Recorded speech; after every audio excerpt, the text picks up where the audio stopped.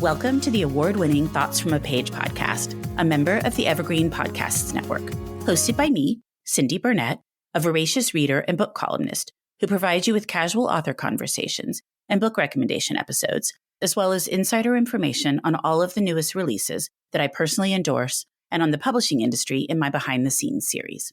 With so many books coming out weekly, it can be hard to decide what to read, so I find the best ones and share them with you. For more book recommendations, to find my backlist of interviews, or to check out my summer reading guide for 2023, visit my website at thoughtsfromapage.com. There is also a link to the summer reading guide in the show notes. If you are interested in reading some great books before they publish, I hope you will consider joining my Patreon group to access digital early reads and pre-pub author chats, as well as my new Traveling Galley program. July's early read is The Book of Silver Linings by Nan Fisher, and for August, it is Mother-Daughter Murder Night by Nina Simon. The link to join is in the show notes. Today, Fiona Davis returns to chat with me about The Spectacular. Fiona is the New York Times bestselling author of 6 previous novels: The Dollhouse, The Address, The Masterpiece, The Chelsea Girls, The Lions of Fifth Avenue, and The Magnolia Palace. She lives in New York City and is a graduate of the Columbia Journalism School. I hope you enjoy our conversation. And now for a quick break. For the last year, I have been focusing more on my health and eating habits. In connection with that, I have started drinking AG1 in the morning. When I started drinking AG1 daily, I could feel a real difference in my health and energy levels. That is because AG1 is a foundational nutrition supplement that supports your body's universal needs like gut optimization, stress management, and immune support. Since 2010, AG1 has led the future of foundational nutrition, continuously refining their formula to create a smarter, better way to elevate your baseline health. I recommend AG1 to all of my family and friends because the company has a team of doctors and scientists. It is tested for 950 contaminants and is NSF certified for sport. It is formulated based on the latest science, and it maintains high quality standards. Thanks AG1 for sponsoring my show. AG1 is a supplement I trust to provide the support my body needs daily. If you want to take ownership of your health, it starts with AG1. Try AG1 and get a free 1-year supply of vitamin D3K2 and 5 free AG1 travel packs with your first purchase. Go to drinkag1.com/thoughtsfromapage. That's drinkag1.com/thoughtsfromapage. Check it out. And now back to my show. Welcome, Fiona. How are you today? Very well. Thank you for having me. As always, I am thrilled to pieces that you are here because I am a huge fan of your books and you're one of my favorite guests to have. So I can't wait to dive in. Oh, and I love your podcast. I listen to it religiously. It's just fantastic. Well, and you're so sweet. You send me notes from time to time about certain episodes, and I just love that. It always makes my day. It's what I listen to when I go for a run. If there's a new episode, I'm like, oh, there we go. I love that. Well, good. Well, before I ask any questions about the book, will you give me a quick synopsis about The Spectacular for those that won't have read it yet? Sure. It takes place at Radio City Music Hall in the 1950s from the point of view of a Rockette named Marion, who kind of goes against her father's wishes to become a Rockette. And she gets caught up in this deadly adventure that includes a mad bomber who's been terrorizing the city and who's based on a real bomber, believe it or not. And I like to say it's got some glamour, some romance, some thrills, a lot of mystery. And it was just a real joy to write. And I'm excited to get it out into the world. Well, I think we have talked about this in the past, but my daughter goes to college in New York City, so I'm up there a fair amount. And we recently took a Grand Central Terminal tour, and the guide gave a shout out to your book at the end. And I was like, oh, I love her. I'm so excited that you mentioned her book. So I thought that was so much fun. And then whenever we're at the New York Public Library, that book is there. The city must just love that you are slowly recognizing one iconic building after another. I love that. Yes, I have to say Grand Central and the New York Public Library have just been so supportive and wonderful. And it's just a joy getting to know the people behind the buildings, like the Frick collection, which is the setting of Magnolia Palace.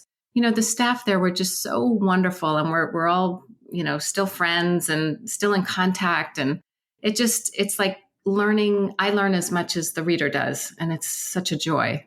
Well, and I was with my daughter up there a week and a half ago, and I checked to see if the Frick had reopened yet, because I've been there, but it's been so many years.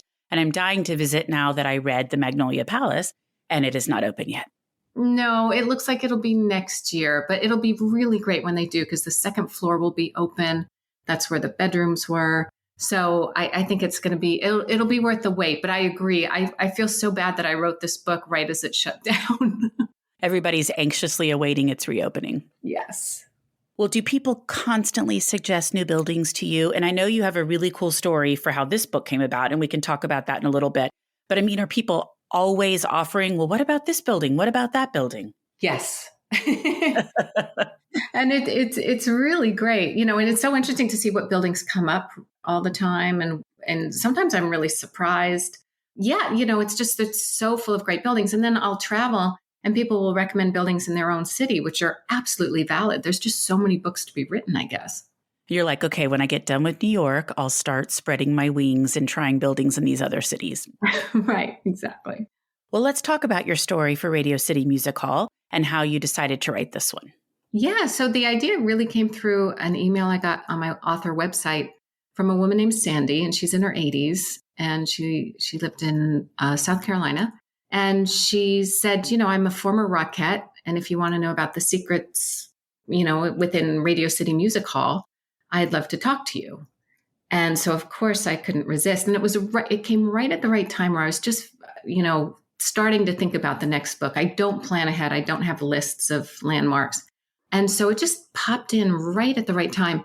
And we talked and we had this wonderful conversation. And she had danced there in 59 to 62. She met her husband, Bob, there. He worked the lighting board. They were both 19. Like they just had this wonderful, story about being at Radio City. And I thought I was pretty intimidated because I don't know much about dance and I'm certainly not a dancer, but I couldn't resist. And that letter is in your recent newsletter, as well as in your book club kit, which is on your website and on Penguin Random House's website. Yes, exactly. They did such a great job with it. They really did, with the whole book club kit. In fact, I was really enjoying looking through that. Yeah, they're marvelous. The team at Dutton has just been incredible in terms of, marketing a book. It takes a village, and there's just so many people who have my back. Well, and you led me right into my next question, because I literally was going to ask, was it intimidating to tackle Radio City Music Hall? And you mentioned the Rockettes, but I would think it would be very intimidating to do both Radio City and the Rockettes. Absolutely. Absolutely, because you don't want to do either one a disservice. They're both institutions here in New York and so beloved. And so, luckily, though, I was able to kind of find this network of Rockettes who danced there, some in the 40s, some in the 50s, some more recently. And so that was helpful because you really got this detailed behind the scene look at what it was like. And the small things like, one talked about how there was one conductor who would speed up on the last show of the day because he wanted to catch his train. And so they were all dancing away and just having to speed up and go faster and faster and faster. And so after a while, at first I was nervous about writing about the place and the Rockettes, but the more I learned about the history and the more I talked to people, it felt like it would be a good fit for one of my books. Well, and it's like the New York Public Library. Everybody knows Radio City Music Hall. So no matter who you mention it to, they're going to be like, oh, yes. And the Rockettes, because they tour now, too, and have for years. So it's something that is so familiar to so many people. It's true. But what was interesting was learning about the history of it and learning that, it hasn't always been a concert hall, which is what it is now. In the past, it was a movie palace. And so they showed 4 movies a day. And there were over 700 movie premieres at Radio City, including King Kong and White Christmas. And so there were 4 shows a day. And if you bought a ticket to a movie, you got a ticket to the stage show. And that included the Rockettes, as well as the Radio City Ballet Corps, believe it or not, and a choral ensemble. And sometimes they'd have like a juggler. And so people would come and watch the film and then watch the stage show. And so it was this intense job for these Rockettes. They'd do 4 shows a day, which meant, I think, 600 kicks per day, because there was a kick line in every number that they did. And they would do this for 3 or 4 weeks straight, and then they would get 1 week off. And so it was just this incredible, feat to be a Rockette. These days, they do the Christmas show, and that runs from the end of November to January 1st. And they do in between 2 and 5 shows a day for that, so that's intense. But this was year round, and it was a total of 46 girls, and 36 would be dancing at any one time. So that was a real surprise to learn how intense it was and try and bring that to the page. And do they only do the Christmas show now? They do an Easter show every so often, but I don't think they did it this year. And like you said, I think they do tours and do things like that, but it's just not like it was in the 50s, 60s. Can you imagine how in shape you'd be if you had to do 4 of those shows a day for 3 weeks? Yeah, I know. And so because of that, because they were there all the time, Radio City really was a little city for them in many ways, where they had dressing rooms, rehearsal halls, a cafeteria. They had a dormitory for when they had to stay late. It had a little movie screening theater for them to get the early movies. Up on the roof, there was a shuffleball court and wiffle ball, which I'm sure the men in the skyscrapers nearby loved watching them when they came out in between shows to hang out. It just was really incredible. There was a nurse on call all the time. And so that to me was fascinating, that they really pretty much lived there. And, like on when there was a premiere of a movie, they would get there at 5 a.m. They'd have a 7 a.m. dress rehearsal. They'd do a photo call. Then they'd do 4 shows a day. And then if there was a new movie coming, they'd have to fit in rehearsals in between the shows or after, late at night or early in the morning. I mean, it was just intense. And it created this sisterhood between the Rockettes where, the way every one of them I talked to spoke with such joy and elation about their time as a Rockette. And there were so many strict requirements about the height and the size of the shoe and everything, right? Yeah, you had to be, when the Rockettes were founded, this was funny. They were founded in 1925 by this guy named Russell Markert, who remained the director choreographer until 1971. And when it started, you had to be between 5'2" and 5'6.5".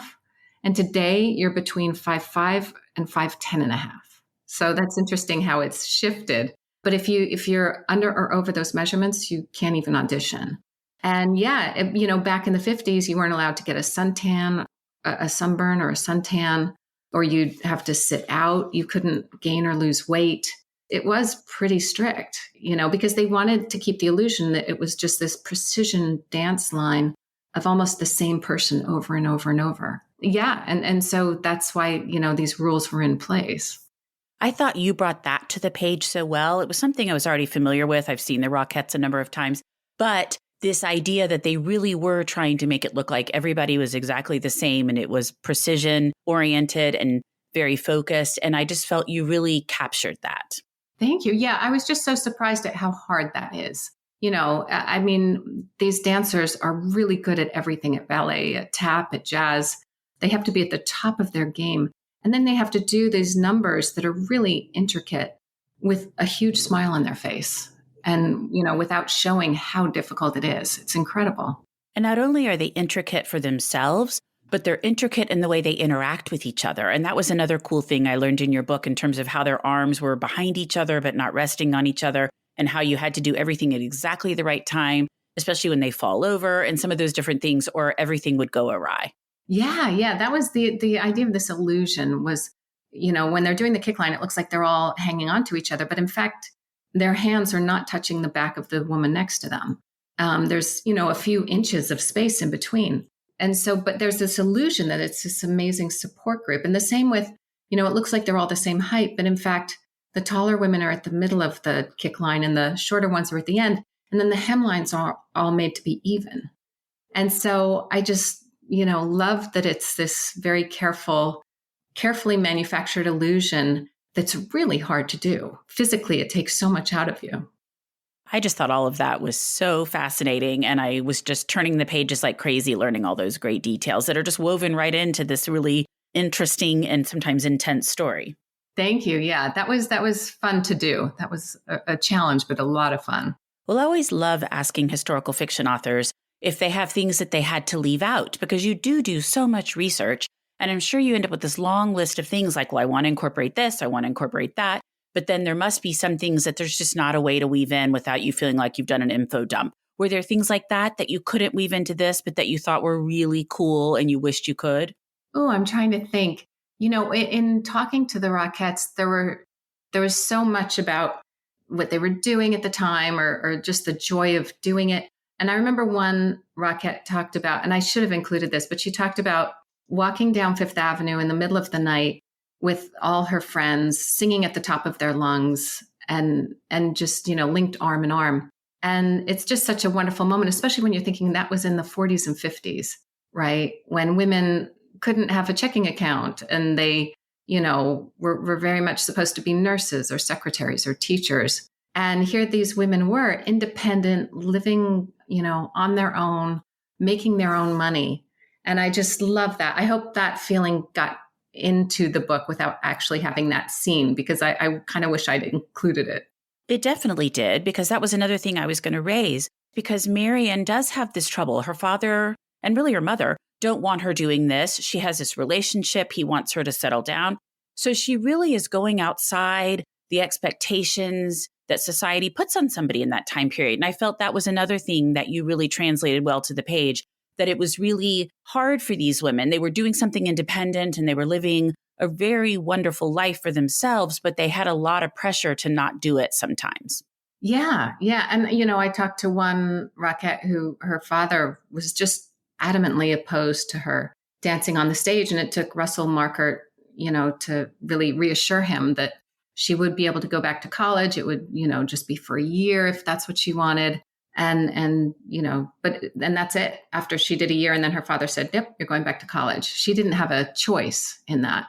And so, yeah, I'm just always interested in how things have changed over time or how they haven't in terms of women's issues and agency.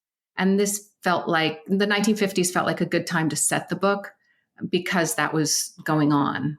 It made me think a little bit about the dollhouse and the Barbizon and these women that were, setting out on their own and doing something different than women had been able to do up until then. Yeah. Oh, you're absolutely right. And, The Dollhouse was my very first book. And it was so much fun to write. And I'm still very close to those characters in many ways. And what's nice is Marian is a really outgoing, creative, smart, disciplined woman. And so to be able to show her thriving in this environment and being challenged, really being challenged in the way that she hadn't expected, and then to have that change the course of her life, it was kind of similar to what happens in the Dollhouse in some ways. It's just the 50s are a really great era. They're great in terms of fashions and describing fashions. I find that really enjoyable. And just creating women who have to really rise out of the patriarchy, I guess, in a way, and stand up on their own 2 feet and say, nope, this is the way it's going to be.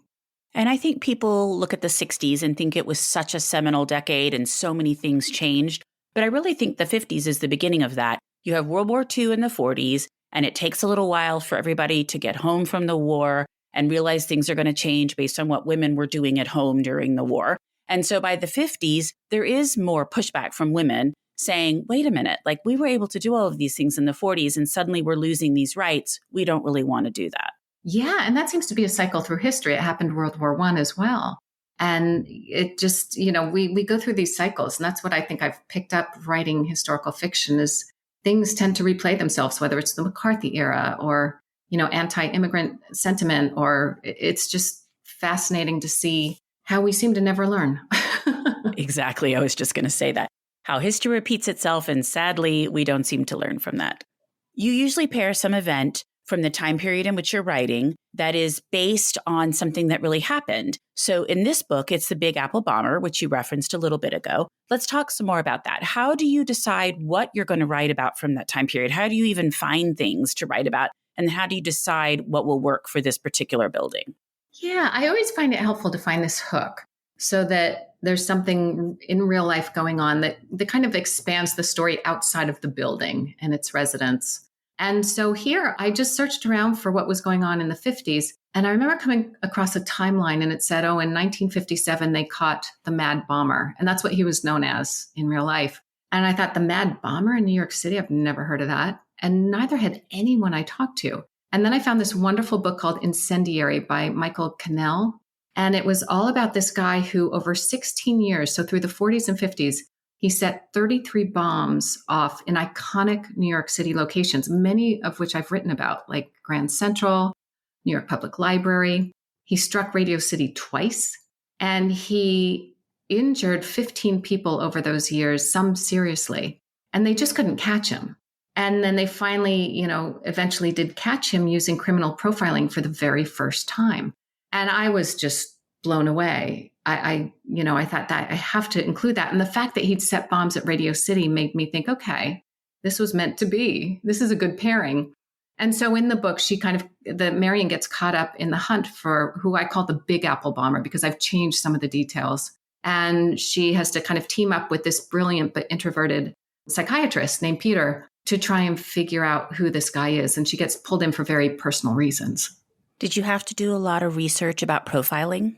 No, because it was so early in criminal profiling. Basically, the man who did this in real life, his name was James Russell. He was a psychiatrist.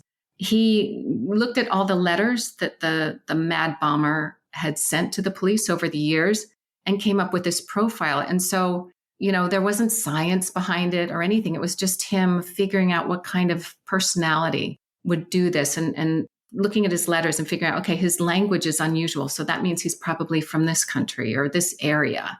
And that means this, and that means this. So I just followed his roadmap, really, in terms of the bomber. And my favorite one was that when you find the bomber, he wrote, he'll be wearing a double-breasted suit and it will be buttoned. And we won't give anything away, but needless to say, the science of criminal profiling was born. I just think that is so cool that he on his own came up with this whole concept that now is used regularly and very effectively. And at the time, the police were like, well, this is crazy. Exactly. Like, what's he talking about? Exactly. And so it's a really wonderful story. It is a wonderful story. And it plays well in the book as well. Thank you. Yeah. I haven't done a thriller. Not that this is kind of thriller light in a lot of ways, but I think after however many books, it's just fun to try to play around with things and try something new. And so, I'm known for the dual timelines, and this is more in 1956. There's a few sections that are in 1992 from the point of view of a Rockette looking back at her life, but that's not an equivalent storyline. It's really taking place in the 50s. And so adding that thriller element also challenged me and made me, have to work as a writer, which I think you want to always be growing. Trying something different. Yes. Well, what was the hardest part about writing the book? Oh, that's a good question. I had so much going on between the Rockettes and this hunt for this bomber. I wanted there to be a touch of romance as well. And so working that in was a lot of fun, but it was a challenge because they were two very different people from two very different walks of life, Marion and Peter. And so kind of bringing them together was a challenge, but in a really good way. Yeah, I think, the idea that these opposites attract can be true. And so I wanted to try and see if I could make that happen. I like that. I was curious to see what you would say. Well, you know me and covers. So a while back, you connected me with your cover designer, Christopher Lynn, for one of my behind the scenes interviews, which was a very popular interview, by the way. So thank you. Oh, I loved it. I just have to say, everyone just go back and listen to that because he speaks so eloquently and your questions are so good. I learned so much from that episode. It was terrific. Well, I loved it too, because I do love covers so much. So it was really interesting to learn some of the behind the scenes dynamics, literally how it all unfolds. But the timing was so good. He had just finished working on your cover when I interviewed him. I interviewed him several months before the episode ran. So when I interviewed him, he had just finished working on the cover. You all had gotten it finalized, but it hadn't been revealed yet. And he indicated that you had wanted to go in a different direction. You wanted it to look different. You didn't want a person on the cover. And then it was perfect because by the time the episode aired, you had just done your cover reveal. So then I was able to listen back to what he had said and think about it all. So tell me about that, about how you wanted to go in a different direction and why. Yeah, I think historical fiction is known for women looking wistfully into the distance in their period dress type thing. And, I love those books. And some of my books, I think, are great examples of it. I think The Magnolia Palace is just a beautiful, beautiful cover. But for this book, because it was a different kind of book, I didn't, it was like, okay, what do we do? Put a Rockette out front? That seemed a little cheesy in a way and just too on the nose. And so I said, can we play around with something different?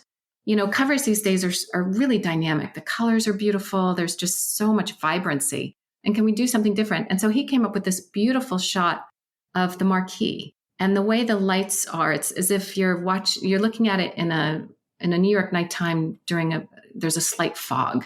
And so it just looks mystical and beautiful, and the colors are vibrant, and there's no woman looking wistful. And I don't think it needs it. It kind of tells you what the book's going to be like inside. It's going to be powerful and a little shocking, but very colorful. And so I think it's perfect. The minute we saw it, I knew that would be it. And the light coming out from the whole building, all of it is just fabulous. And I love the font that your name and the spectacular are written in. It is really just gorgeous. And he has a challenge every time because it's a different decade. It's a completely different story book to book. It's not like they're related. And so he has to figure out a way to make it feel cohesive while at the same time giving each book its own personality. And I think he's just done brilliantly. He and his team are amazing. Well, and I loved that he didn't know the story about the New York Public Library one, The Lions of Fifth Avenue. He didn't know that when he had put the woman in the yellow dress, that you had then incorporated that into your story. Yeah, I know. That was so funny. Yeah, I guess, we'll see each other sometimes at the book launches and that kind of thing. But when you're doing the cover, it's your agent and your editor kind of presenting it to you. You don't work directly with the art team. And I think they do that because I'm sure some authors would be really unmanageable. So there's these layers of safety between the art department and the author. And so we didn't have a direct interaction about it. It's just me saying, please tell him I love it. And so, yeah, he didn't know about with the dress that I made the character really love vintage clothing just because the dress on the front was so beautiful. So I was happy that I actually got to tell him something when he was teaching me so many cool things. I know. Well, what about the title, The Spectacular? Yeah, each book is tough because I need a title that refers to the story in some way and the building. And that can be tough. This one, we went through a number of ideas, and then my editor said, how about The Spectacular? And we all thought, oh yeah, of course, because Marion in it is a really creative, dynamic woman and a wonderful dancer. And she's based on this dancer named Vera Ellen, who was a Rockette when she was very young, and she just couldn't keep in line with everybody. She was bigger than everyone. She kicked higher. She, jumped higher. And she eventually quit before being fired because it just wasn't working out. And she went on to an amazing film career and starred in White Christmas, among other movies. And I wanted my character Marion to have a similar issue where she's just bigger than life in many ways and has to kind of pull her personality back in order to conform to this precision dance troupe that she very much wants to belong to. And so she's spectacular in that way. And of course, that's what the Christmas show is called. And the building itself is a magnificent piece of Art Deco architecture here in New York. So that's spectacular as well. I did love that about Marion. She had to temper herself, and it was so difficult for her because she had so much talent and she was ready to just get out there and do her thing, but she was not as precise as she needed to be. So she kept having to kind of rope it in. Yeah, exactly. Getting in trouble. I spoke with a ballet dancer who had danced with San Francisco Ballet, and she's very tall. And she talked about how hard it was because if she had to do an arabesque and lift her leg up, her leg couldn't go where she wanted it to because otherwise it would, be higher than the other girls. And so she had to keep on using muscles to restrain herself, which is really hard and very hard on your body. And so I tried to kind of put that into Marion's world. And then different than you're wanting to do because you're wanting to extend your leg as far as it can go. And you're having to lower it to a place that's unnatural for you. Yeah. And that's the thing about being creative is I think people who are creative in whatever field, they just want to make a splash. You have so much energy, you have so much to tell. And the question is, when do you have to rope that in terms of serving the whole, whether it's, say, a theater company or a dance troupe? When do you pull back? And then when do you need to step up and say something? And that's true in a community, in a corporation, and that's really the theme that the book explores is what is the cost of suppressing your own creativity or individuality for the good of the whole? And a number of characters have to make that decision. Right. And when is that necessary and when is it not? Right. Exactly. And that's a tough question. It is a tough question. And you grapple with it throughout the book.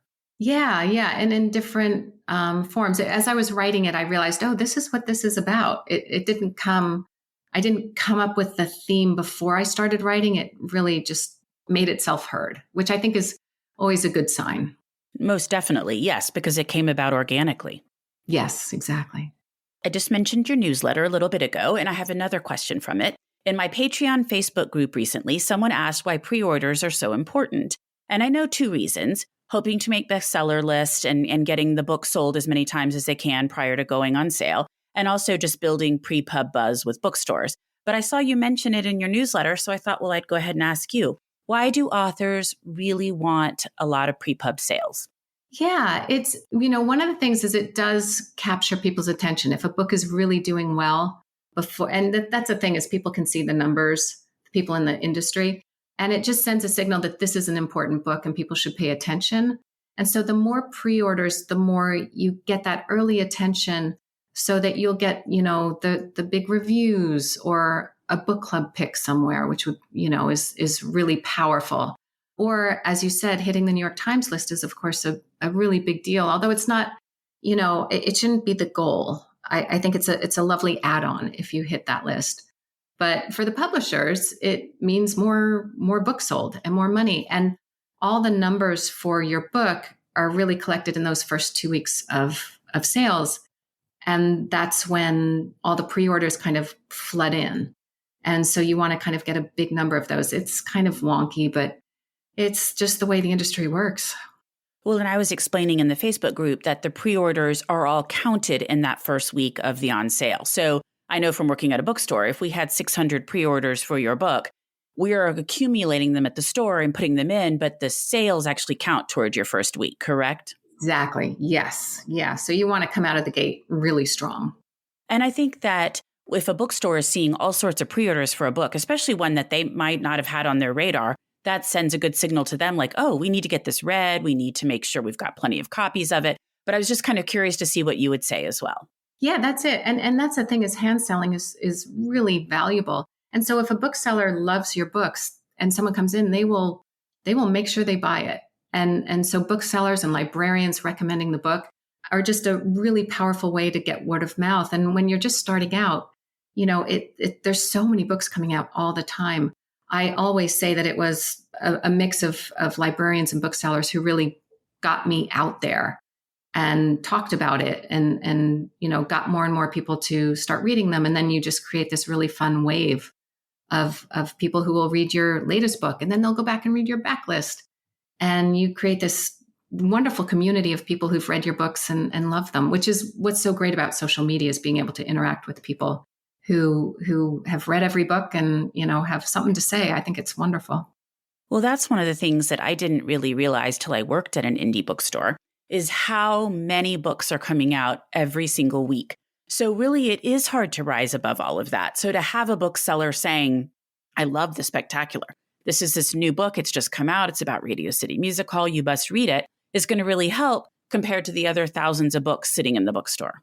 Exactly. And, that happened to me right there in Houston, where Murder by the Book, which is a wonderful bookstore, there's a bookseller there named John. And at my very first book, he was the one standing up and saying, everybody take notice. And I'm so indebted to him because it made a difference. That's how I learned about it from John, because before I worked there, I was a customer and I would go in all the time and he's like, oh, I've got the perfect book for you. And I loved it. And I was like, okay, I'm sold. So then I now follow every one of your books and I follow you. So I know when books are coming out, when a new cover is released. So yes, I agree with you both about the bookstore and the power of social media. Yes, exactly. Well, I always want to know what's happening next. And our timing is so great on the interview because just this morning you posted about your new book deal, which is so exciting. Congratulations with Dutton again. And I love Dutton. So that's wonderful. It's been a great fit for you. But you're going to be writing about the Met. Is that correct? Yeah. So the next book will be set at the Met Museum here in New York. And it takes place in the 1970s, pretty much, from the point of view of an assistant curator who has to team up with an assistant for the Met Gala, which is the big party of the year that they throw, to track down a stolen artifact. And it jumps back to 1930s Egypt as well, which I, in fact, just came back from a trip to Egypt to do some research. And so it's a lot. There's a lot going on, and it's a lot for me to learn. And it's been really fun to start creating it right now. Well, I was following your trip to Egypt, and then you mentioned it was a research trip. And I was like, oh, this will be so much fun to read about. So did you just have the best time in Egypt? Yeah, it was incredible. We took a boat down the Nile. We saw the pyramids. We did all that. And we had a really great guide who helped in terms of all my, dorky questions about, well, what about this? And what about that? Because my questions are not the typical tourist questions. And so he put up with me very, very patiently. Well, and talk about intimidating. Writing about Radio City Music Hall would be intimidating, but writing about the Met and the Met Gala, again, but you handle it all so well, so I'm sure it's not a problem. But I mean, another building that almost everybody's going to know about. Yeah, exactly. And there's just so much going on there. There's so many departments. It's like, that's like a city as well. But it's been really fun getting to know it. And they've been really helpful and welcoming. Oh, good. Yes, I can hardly wait. And that will come out when? That looks like January of 2025. So we have time. I figured it was probably 2025. Well, that's very exciting. Thank you. Well, before we wrap up, what have you read recently that you really liked? Ooh, there's a book called Hedge by Jane Delury that just came out, and it's really wonderful. It's about a woman who's an expert in the history of gardens. So it's like historical fiction about gardens. But it's also a modern tale about a family and a woman who has to make choices. And so it's it's contemporary domestic drama, but wrapped up in these beautiful ancient gardens. It's a wonderfully written book. I couldn't put it down for sure. And then Nicola Harrison has a great book coming out called Hotel Laguna, which is historical fiction set out in California. A great beach book for sure. And then also Wendy Walker is a thriller writer who has a book out called What Remains that will just keep you guessing and has really one of the best plot twists I've read all year. And you and Wendy share a pub date. Yes, we do. And which is a shame because we're friends and it means we can't go to each other's book launches. Oh, I hadn't even thought about that, but it's kind of fun to share a pub date. Yeah. Oh, it's great. And she's doing a ton. You can find her online. She does a lot of videos and interviews other authors. So she's really out there and very connected. It's wonderful to see what she's doing. It's such a small book world. That's one of the things I love about it is it's very supportive. It's a real joy to be part of. That's what I always say too, that it is so supportive and a group of people that just want to build each other up, which I find so delightful. Absolutely. Well, Fiona, thank you so much for joining me today on the Thoughts from a Page podcast. It was just such a wonderful conversation. Oh, thank you for having me anytime. Science, science, science! Science, science! Hello, podcast fans. Want to get weird with us? Come check out the Mad Scientist Podcast. We're a weekly show that looks at the history, philosophy, and hard facts behind your biggest paranormal questions. Did the government really pay for a psychic spy program? Yes! Is it true that surgery got its start in grave robbing? Yes! Can a roller coaster really kill you? Legally, we can't say so for sure, but sometimes, yes! Join myself, Chris Cogswell, and my co-host, Marie Mayhew, as we examine the science, philosophy, and history behind the strange and unusual. All to discover what's possible and plausible versus what's, well, just made up. Check us out wherever you find your favorite podcasts. The Mad Scientist Podcast. Thank you so much for listening to my podcast. I would love to connect with you on Instagram or Facebook, where you can find me at Thoughts from a Page. If you enjoy the show, please consider joining my Patreon group to access bonus content and support the podcast. If you have a moment to rate the show or subscribe to it wherever you listen to your podcasts, I would really appreciate it. It makes a big difference. And please tell all of your friends about Thoughts from a Page. Word of mouth does wonders to help the show grow. The book discussed in this episode can be purchased at my bookshop storefront, and the link is in the show notes. I hope you'll tune in next time.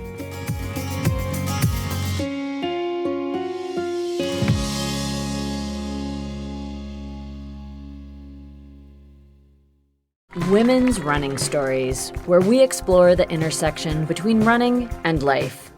Because every woman who is committed to a running journey has a story to tell, and this is where you'll find those stories.